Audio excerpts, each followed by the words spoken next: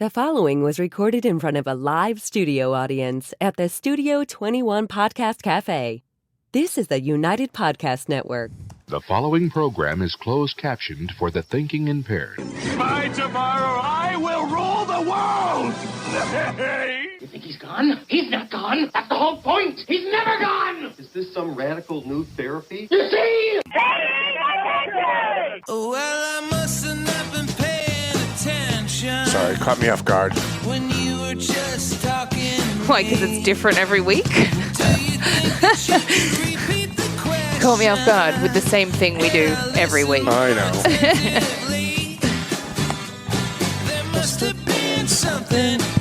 We didn't do a sound check, but I think you just call me up just a little. Just a little. I got you. You were just talking to me. See if we can get this cross-posted. Paying attention. Is Dave around? Oh, he's not around. Now, Baby Watch 2021. Baby watch? Yeah, his daughter. Oh, I thought he was pregnant. I was like, Oh, no. I mean, this is America 2021, so Okay, anything's right. possible at this point. No, Miss Gianna, his daughter, is in the hospital as we speak, I Oh, well, believe. good luck to them. Yeah, very exciting. When you were just slamming the door. All right. Everyone sing.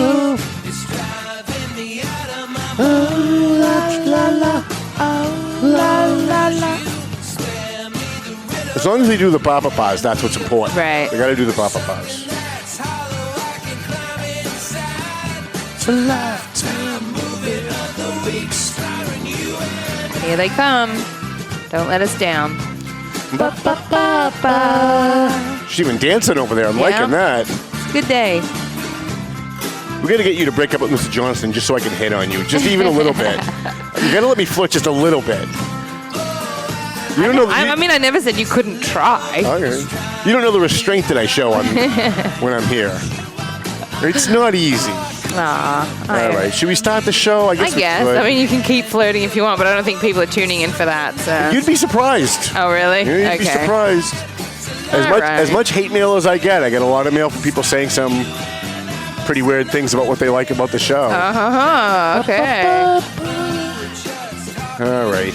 All right. Get my sponsors ready. Hi, how you guys doing? My name's Tom Duggan here with the Paying Attention Podcast. High atop Two Guys Smoke Shop at the Studio 21 Podcast Cafe. I was asking actually why Dave, if Dave was around. I was going to have him come up because I got an email from Dave. I think it was from Dave or somebody on Dave's behalf yesterday saying that they're having an event and I want him to promote his event. He's got an event coming up at DeBarros and I wanted to help him promote it, and I also wanted to pick his brain as to how he pulled off getting DeBarros. Because we're having a hard time finding a place to have our bash. And DeBarros is kind of too small for my bash, but if we can't find any place else, we'd like to at least have it somewhere. Yep. So we were hoping to have him come up and promote his event and then pick his brain a little bit, but we'll do that probably next week. We can do it next week. I'm sure he'll be here. I want to thank our sponsors, EIS Investigation and Gun Training. We appreciate them. They've been with us, God, for a really long time now. And as much crap as I've taken for it, you know, they're still with us. As much crap as they've taken for being with us, they're still with us.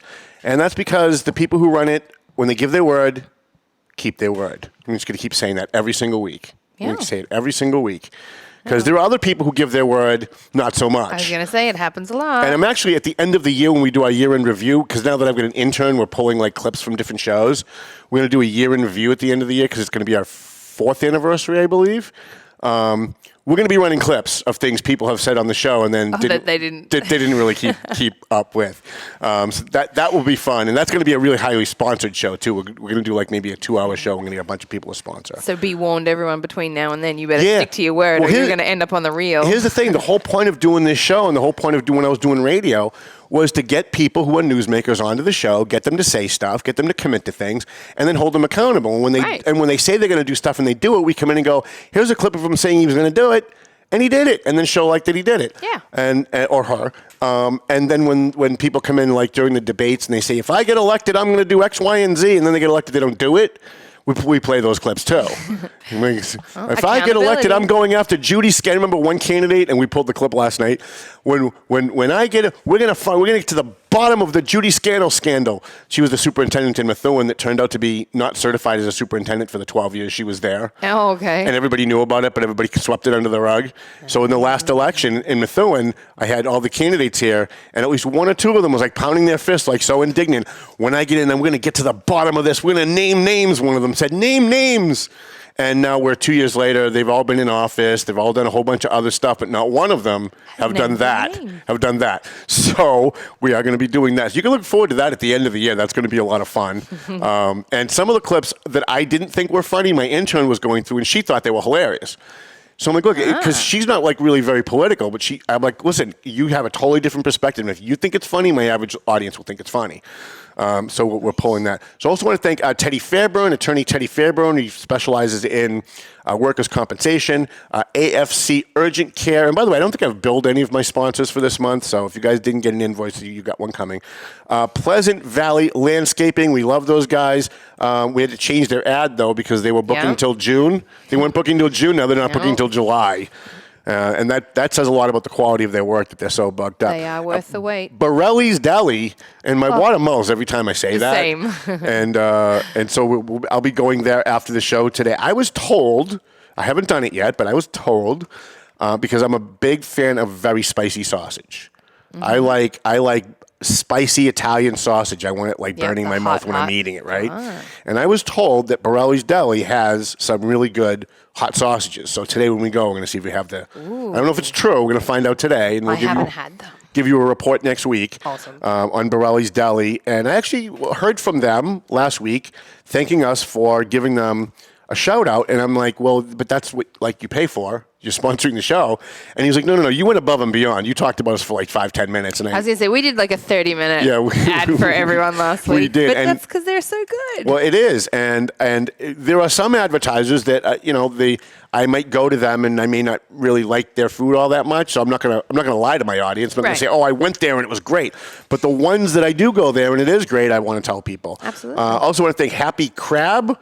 I think Bob and I are going to be going there this weekend. We keep promising you guys that we're going to be going to different restaurants, and we are going to be going to different restaurants. We have two we're going to talk about today. Also want to thank Century 21, McLennan Real Estate, Marsan and Son Construction. Now's the time, not today because it's raining. Yeah. But now's the time to be calling Marsan and Son Construction to have a new roof put on, a new addition to your house, get stuff fixed up. Maybe your porch needs to be fixed. Now's the time to be calling them. And Angelo over there at A&M Auto Body. Hey, over there. And I tried to go down there and get a video of Angelo. He's so damn busy. He's like, Tom, I literally don't have like 5 minutes to do this. Like maybe next week if you can come by. If I've got a slow day, I'll let you know. So, and that's a testament to him, like that he's that busy. Yeah. So we love A&M Auto Body over there with Angelo. Get over there. And he's a pretty good guy. He asked me probably about a year ago. He said, I really want to get involved in the community. Is there a way that I can get? Because you know who the scam artists are, who the people say that they're helping people that don't, and all that. Mm-hmm. Who should I go to? Where should I? What should I get involved in, where I can help the community? And my efforts are actually going to go to help the community, not help some organization just raise a bunch of money for themselves. Right. And so I thought about it, and I'm actually president of the Lawrence Lions Club. And so I thought about maybe getting him in on the Lawrence Lions Club, but we only do like eye stuff. The Lions Clubs International, most people don't know, was started by what was her name? She was blind and deaf, and she was the one that they make all the jokes about. Oh, Anne Frank? Helen Keller. Helen Keller. It was started by Helen Keller. I'm like, so started by Anne Frank. Right. Don't worry. The Helen Keller actually started the Lions Club as an organization to help people that had problems with their sight. And I joined not knowing any of this. I had a friend that asked me to join his club. He said, we really need someone like you. And I'm like, I'm just way too busy. He's like, look, we're not going to elect you to anything. Just come and, with your resources at the paper, maybe you can help us out. And I'm like, all right, I'll join, but I'm not going to be able to make all the meetings. So I went to my first meeting. They nominated me for president. I turned it down. I missed the second meeting. They nominated me for president and elected me. So rule of thumb, when you join a social organization, never miss a meeting because you get elected to something. Is that like a punishment to teach you a lesson? Right. So now I'm president of the Lawrence Lions Club. I have no idea what I'm doing. And I'm the youngest guy in the group by about 30 years. So when COVID hit, there were no Zoom meetings like this. Like my good friend Tommy O'Neill, who I think is in his 70s, maybe in his 80s, He's not zooming in. He doesn't know what a Zoom is. He doesn't have like a you know what I mean? Like none of these guys have computers. They're not. So what? You were just sitting there alone? So basically, we just didn't have any meetings. I was just making unilateral decisions for the last year, right? Dictatorship, right?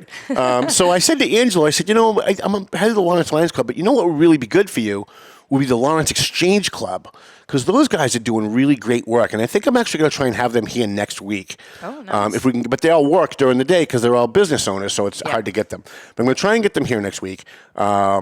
And Angelo, I believe, contacted them about joining the Lawrence Exchange Club, and they're doing some great stuff, and we will talk about that coming up. And I just thought I had something on my list that goes exactly with that. Oh, here it is.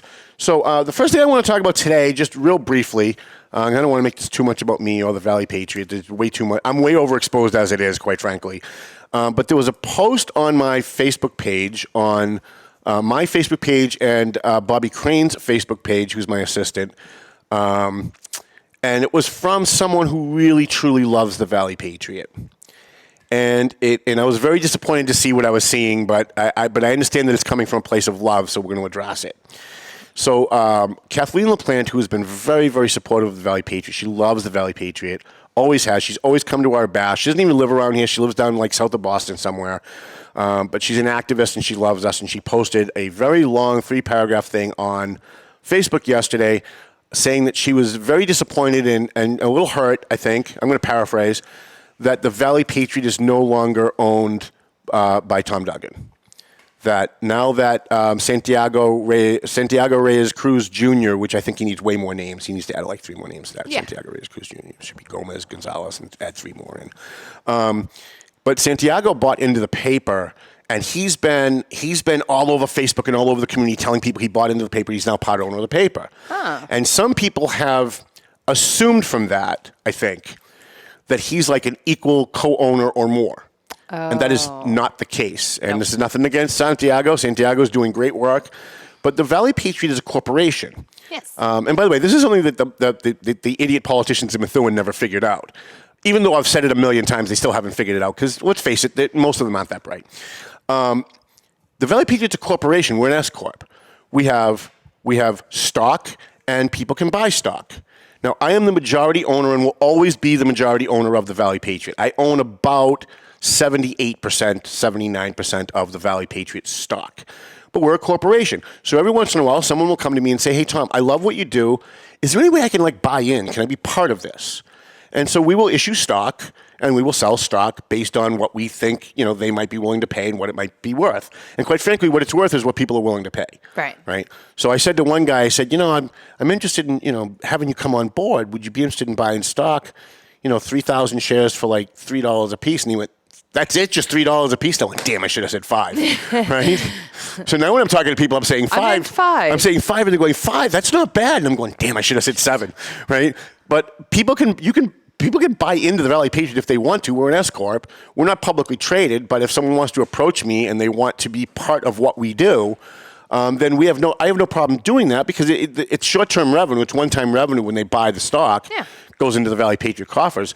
But it's also another person that I have at my disposal that I can call and pick their brain about stuff and say, look, I don't really know about this kind of stuff. What do you know? Right. Maybe they know someone that knows someone. And it's having one more person in the network that can help us achieve all the different things we do in the community, whether it's feeding the homeless with TMF, whether it's helping the veterans, whether it's with the BASH, with all the scholarships that we do, whether it's this show, whether it's the paper, or the books. I've got another book coming out shortly. We'll be talking about that in upcoming months. So I want to clear up because I know that I've been approached now by 3 or 4 people besides that post which posted last night. But in the last few days, I've been approached by a bunch of people who said, hey, Tom, I heard you sold the Valley Patriot. That is not the case. We did not sell the Valley Patriot. We've sold stock in the Valley Patriot.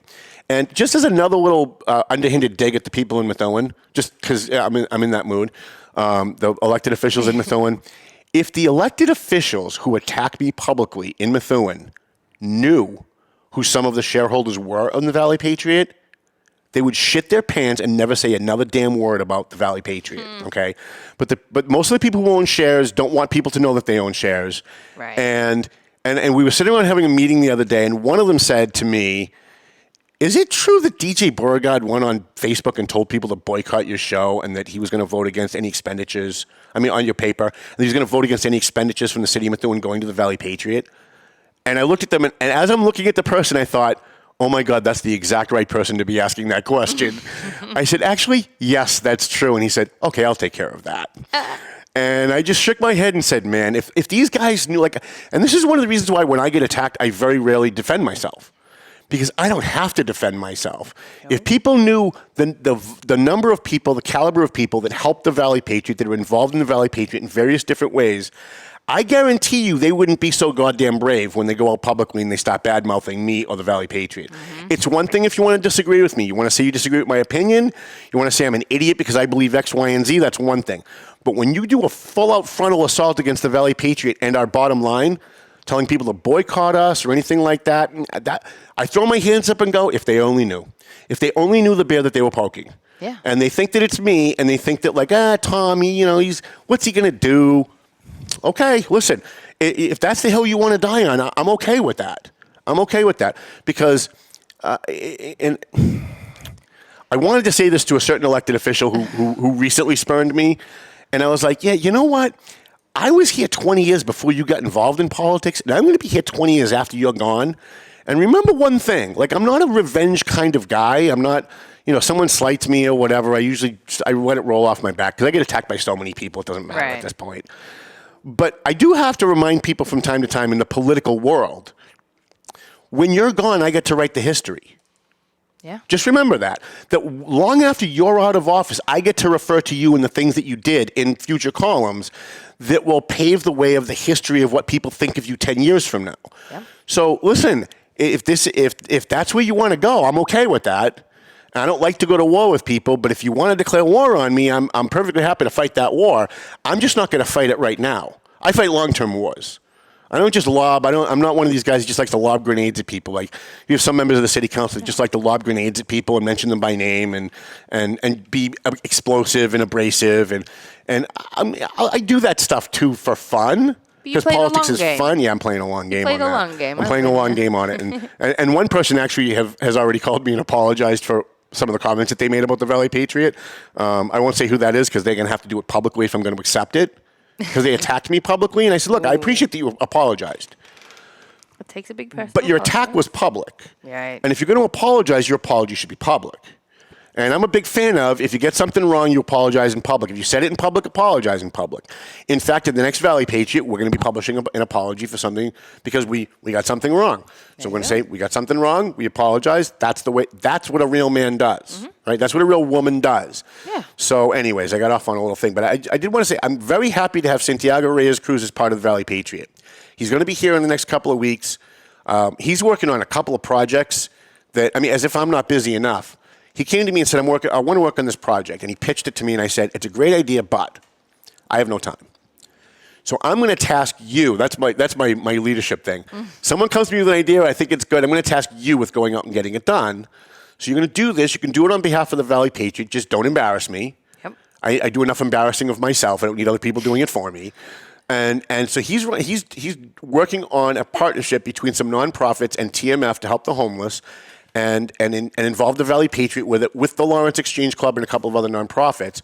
And he's in the 4 weeks he's owned stock, he has done more than I think my other stockholders have physically done in 2 years. Wow. Right? And most of my stockholders, I really have only for their brains. Right? I want to pick their brains about certain stuff. One guy's very good at finances.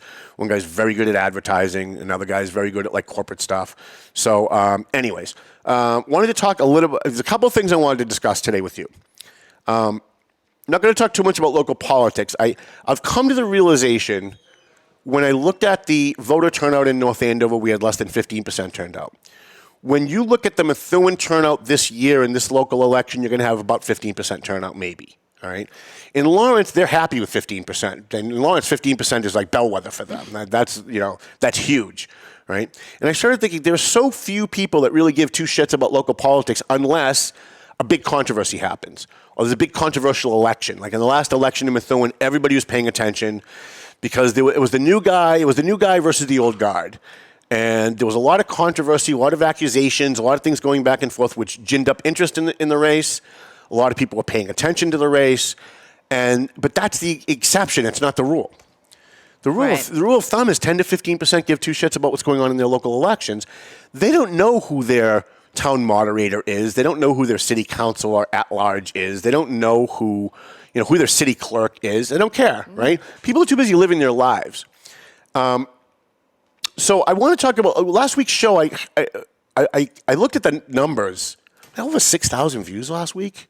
Yeah, people I was like, listening. we haven't had those kind of numbers since the last election, and we didn't talk about politics. Nope. We talked about restaurants, right? Yeah, it was 30 minutes of restaurants, of advertising, right? Yeah. And I started thinking about it, and I said, you know what? Maybe we should focus a little bit less on politics, unless something's happening. Yeah. And when something's not happening, we should talk about other stuff that people care about besides the 1,000 people in Methuen that care about local politics and the 800 people in Lawrence that care about it and the 1,500 people in North Andover that care about it, right? There's 50, I'm gonna get the number wrong, but I'm gonna be very close. I think there's 54,000 people in Methuen, right? Yeah. I'm pretty sure like 8,000 or 9,000 voted in the last election. That's like pathetic, right? And that was a big election. Normally it's much less. So let's talk about things that people actually care about, right? I mean, if it's a local thing and it's happening and people are talking, I'll talk about that too. So I've been to the movies twice in the last couple of weeks. Thanks to Mike Thibodeau, who is part of the Valley Patriot family. He donated, he rented out the movie theater, because that's the only way you can see a movie these days is you got to rent out the theater and then have all your friends pay for their tickets, right? It doesn't cost that much, though. Yeah. We did it as well. Yeah, it was cheap. Cool. It was like $250 or something like that.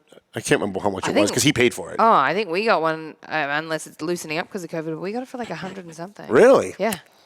So Mike Thibodeau, who's a big fan of the paper, he's part of the Valley Patriot family. He does security at all of our events, which is great because if you want a guy that does security, there's a guy that shoots first and asks questions later, and that's the kind of guy that you want doing security. He rented out AMC movie theater and said, hey, Tom, I rented it out, and here's what I want to do. I want you to invite all the kids from TMF that volunteer their times to go out and help the homeless every Wednesday night because those kids deserve it. And most of these kids barely have more than the people that they're feeding. Most of these kids are Latinos who live in housing projects, the Essex projects, the Hancock projects, and they're doing great work. He said, but let's use it as a fundraiser. Why don't you put on Facebook that you're looking for donations to pay for their ticket, and the money that we get will go to the scholarships for the Valley Patriots. So we did that. We raised about, I think, $200. And we saw Jurassic World. And this past week, we went to the movies and we saw with the TMF kids. And I'm not a movie guy, by the way. I don't like the movies. The last movie that I saw before these two was Mall Cop 2 with my daughter 4 years ago. That's how into movies that I am, right? Sorry, we won't judge you. And part of the reasons that I don't like to go to movies is because every movie's the same. Almost every movie follows a Hollywood formula that you can predict almost exactly what's going to happen 5 minutes into the movie. Like 5 minutes into a movie, I already know who did it, right? And then it's just boring for me because now I'm just waiting for the plot to work through and everybody to figure out that's who did. Yeah, creativity's kind of dying. Yeah, and Hollywood hasn't had an original idea now in about 40 years, right? So we went to see Jurassic World, which is just a sequel to Jurassic Park, which is just a sequel to Godzilla. In the old Godzilla when we were growing up, right? And then we saw Godzilla versus Kong this week, which is really just Jurassic World and the original Godzilla all just remade. And I want to make a couple of observations about both movies because both movies, I think, represent what I'm about to say. That every single movie follows the exact same formula to the point where it's not really worth going. Right. So we're watching Jurassic World. And what's the plot of Jurassic World? Well, it's kind of the same thing as Jurassic Park. They made these dinosaurs, but there's it's always an evil corporation.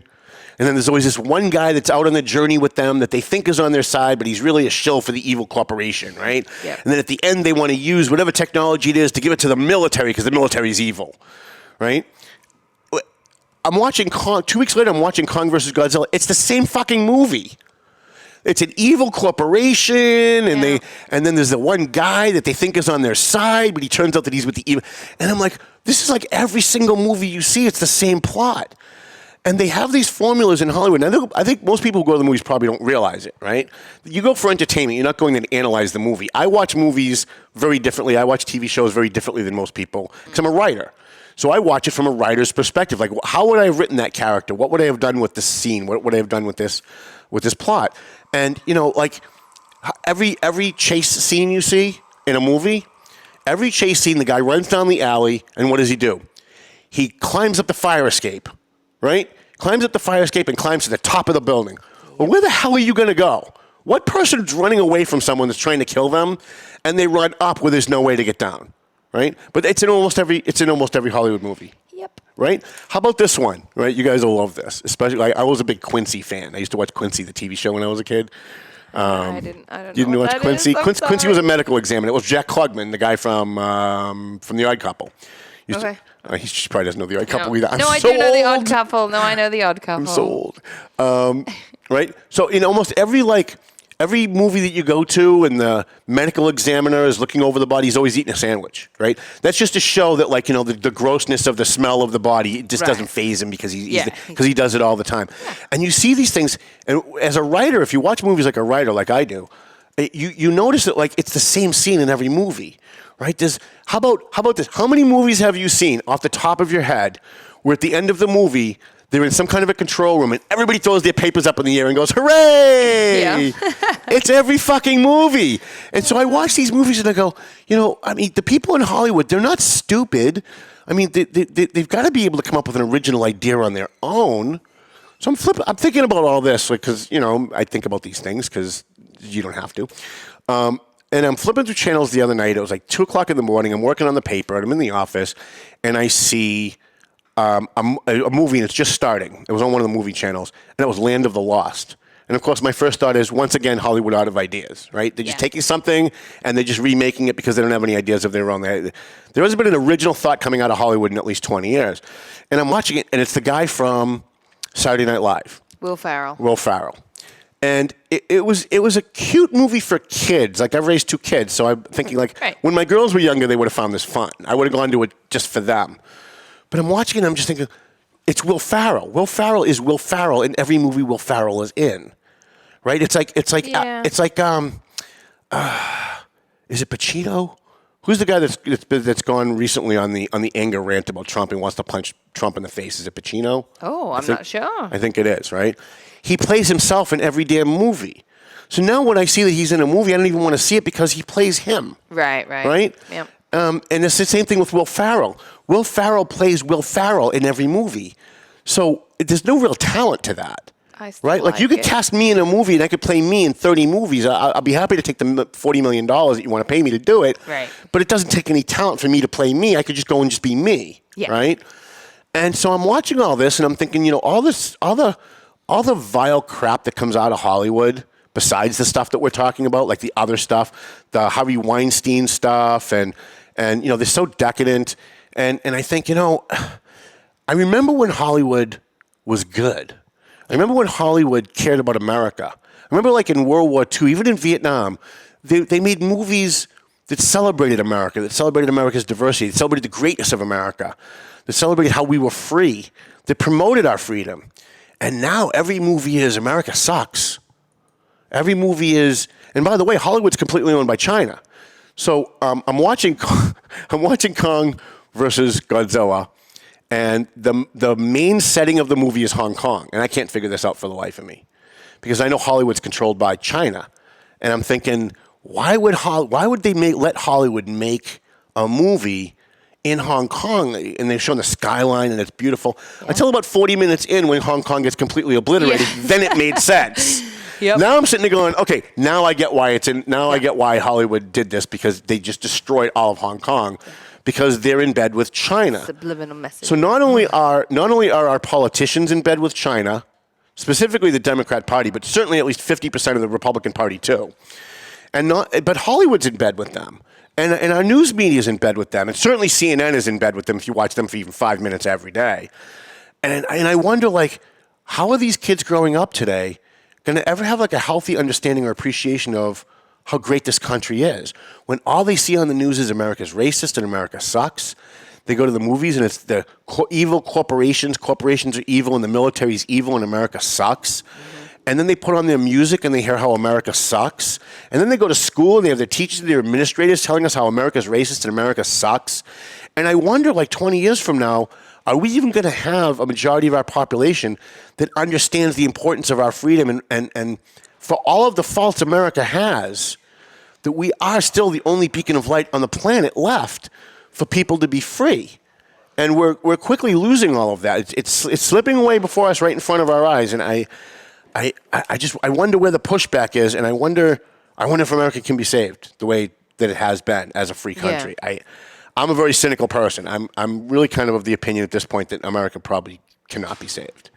I have friends that have the same views that I do, but they think America can be saved.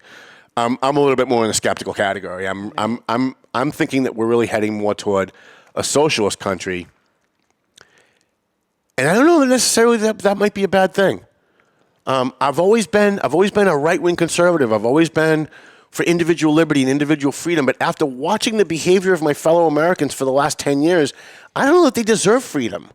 I don't know if they deserve their individual liberty. I mean, the rest of us do, but the rest of us are dying off. The rest of us are becoming more and more of a minority to the point where it's not going to matter. And do we want these knuckleheads in Black Lives Matter? Do we want these knuckleheads and all these ridiculous political organizations to think America is the biggest evil in the world? I mean, do we want them to be free to do stuff? I'm not too sure we do. Maybe they're projecting that they believe they shouldn't be free. Maybe the people who protest against America all the time are really just projecting that they don't think that they deserve their individual liberties. I don't know. I have to tell you, I'm at a crossroads. I was always very fiscally conservative. And over the last 4 or 5 years, I've become a little bit less fiscally conservative, although still pretty right-wing. Right. And then when the Republicans voted against a $2,000 stimulus for us, and I've mentioned this before, but this is the catalyst. This is what pushed me the other way. They voted no on $2,000 because it was just too much money.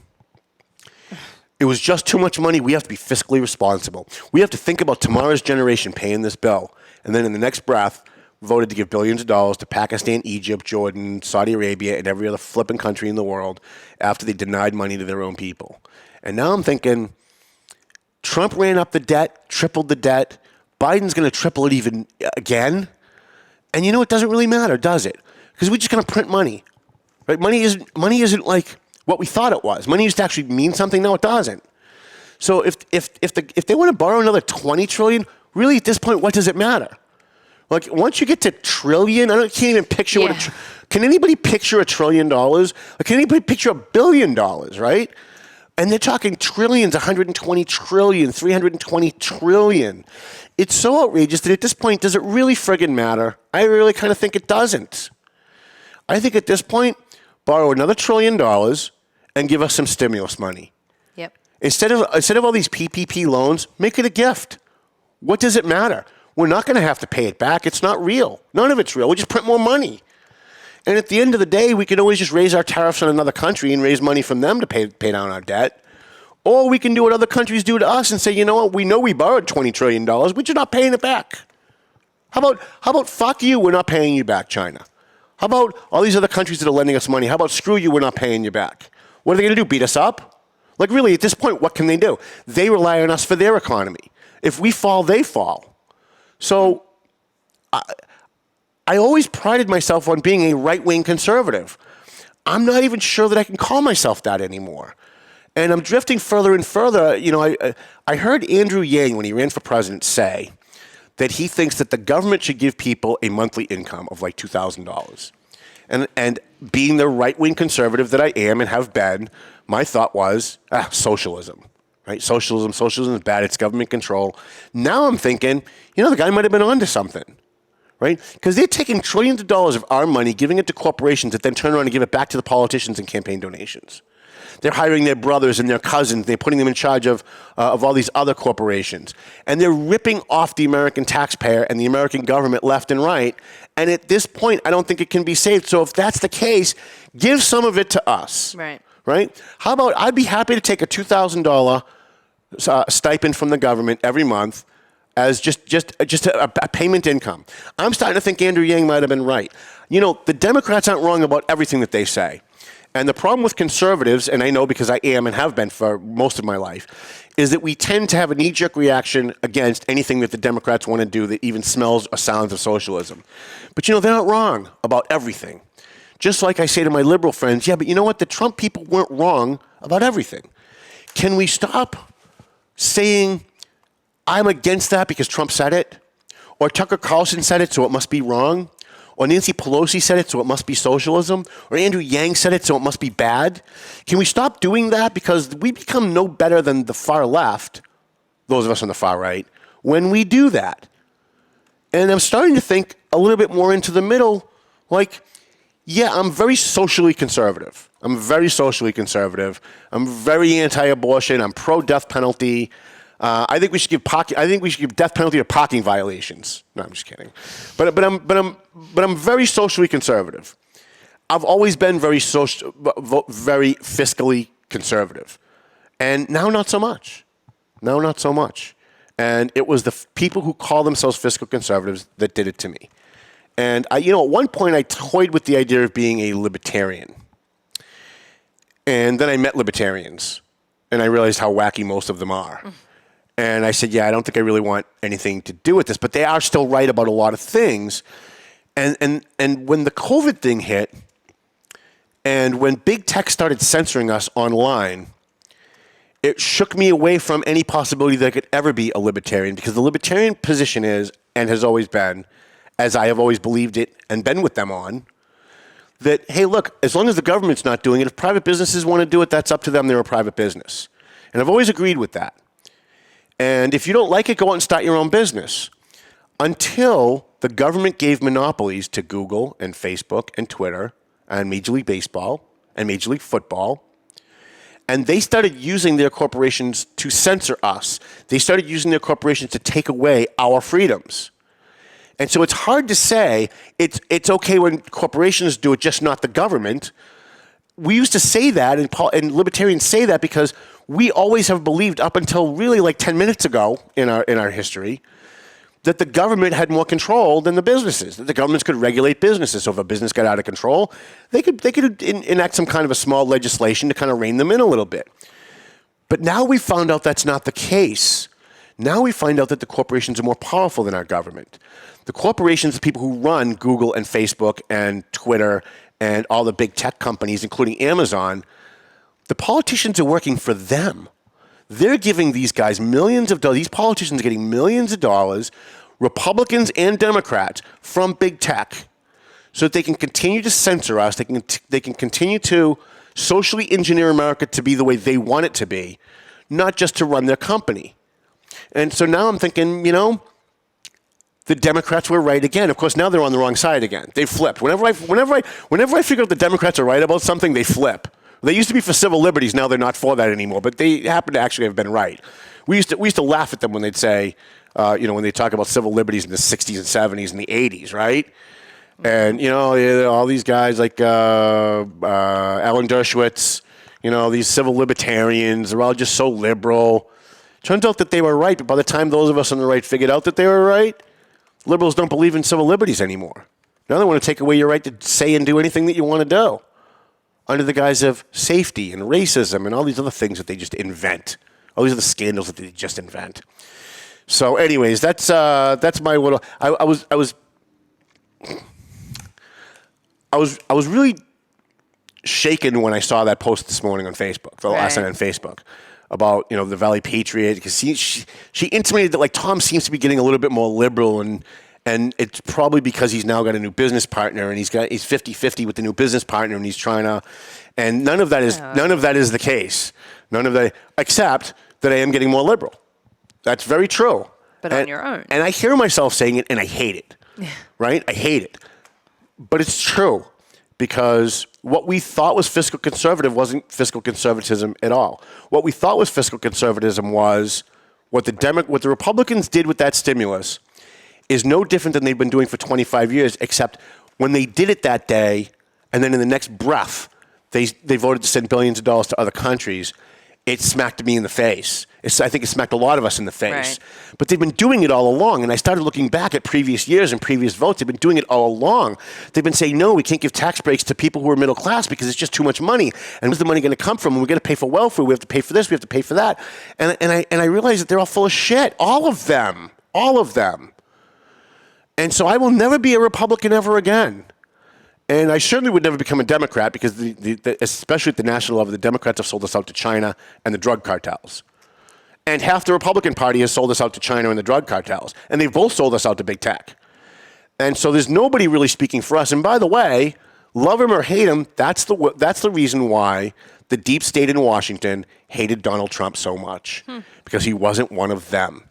He didn't want to give big tech a free slide because they were giving him money. He didn't want to give China a free slide because they're giving him money. He didn't want to give Hollywood a free slide because they're giving him money. He didn't want to open borders because the cartels are giving him money.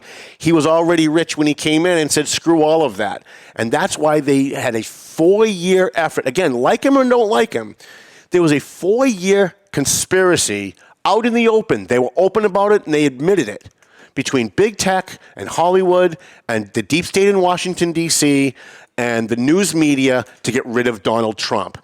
It wasn't because he says mean things. It's not because he's a racist. It's not because of any of that stuff. Those were the things that they used just to try and destroy his credibility, just to try and do everything they could to get rid of this. They impeached him twice. They impeached him twice for 2 things that weren't even impeachable. They weren't even impeachable offenses. Had Barack Obama done them, he'd be getting an award for those things. But Donald Trump did it, and they had to get rid of him. And it wasn't because Donald Trump is mean and says mean things. It's not because Donald Trump is a racist or a Nazi or a fascist or any of the things they wrongly tagged him with. It's because he wasn't going along with the program. Everybody has sold us out in our government. Occupy Wall Street actually had it right. I'm going to say it, and I know owe somebody $100. But Occupy Wall Street was right. But you'll notice that Occupy Wall Street had about 15 minutes of fame.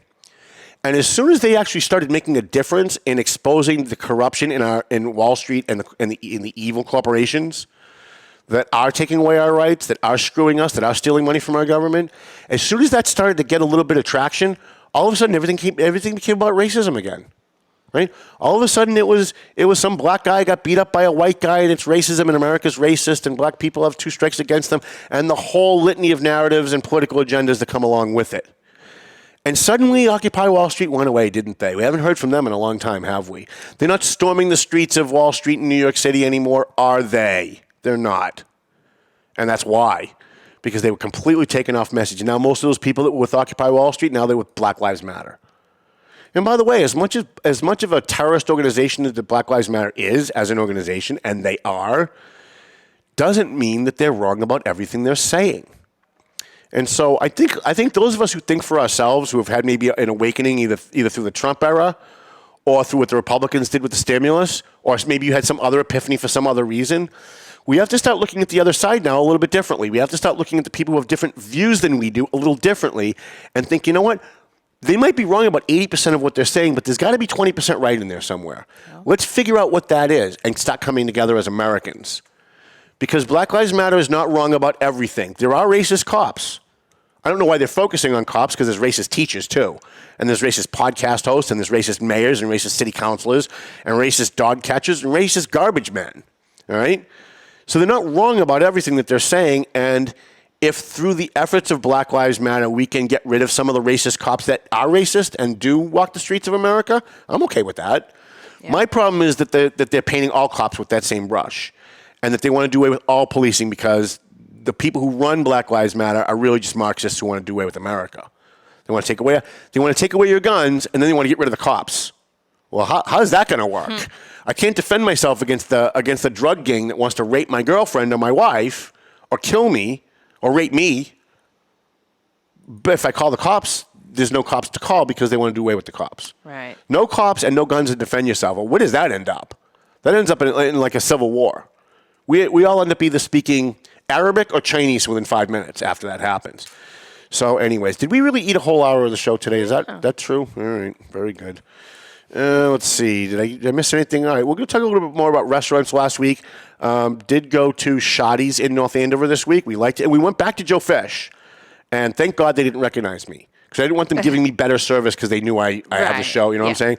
So I went in, the lady had no idea who we were, and we had another great time. Because they have those big booth things now that you can hide and nobody can see you. So I'm really happy. A lot of with places that. have that now, actually. Yeah, I'm really liking it. So, all right. So we're up against time. I want to thank EIS Investigations. Teddy Fairburn, who does workers' compensation. Give Teddy Fairburn a call. AFC Urgent Care. Pleasant Valley Landscaping, Borelli's Deli. Love Borelli's Deli. You can roll up Melvin when I start doing the credits. Borelli's Deli, which is where I'm going after this. I'm going to try the hot sausages if he has them. Tomo and Happy Crab. We'll be at Happy Crab, I think, on Saturday. Come down to Happy Crab Saturday. Get some wings. Maybe we'll be there. We can all put our tables together and pretend COVID doesn't exist, because it really kind of doesn't. I'll come down. I want to Will try you? that place. Yeah. Century 21, McLennan, Matt McLennan, Sam and Janet. We love them. We're glad they stay with us. Marseille and Son Construction and Angelo Mimolo over there. A&M Auto Body on South Broadway over there in Lawrence over there. I want to thank Studio 21 Podcast Cafe for not canceling us after last week's show, or 2 weeks ago's show. I really thought that was our last show. I really did. I really thought it was our last show. I want to thank Dave, what's his name? Dave Garofalo here at here at Two Guys Smoke Shop at Studio 21 and the United Podcast Network. I also want to thank Chrissy, my fine producer. Melvin Taylor says we got to go home. All right. The Valley Patriot will be on the streets next Tuesday. You still have time to buy an ad if you want. Please give me a call if you want to get an ad into the next Valley Patriot. Melvin Taylor says you got to go home, so go home already. Bye.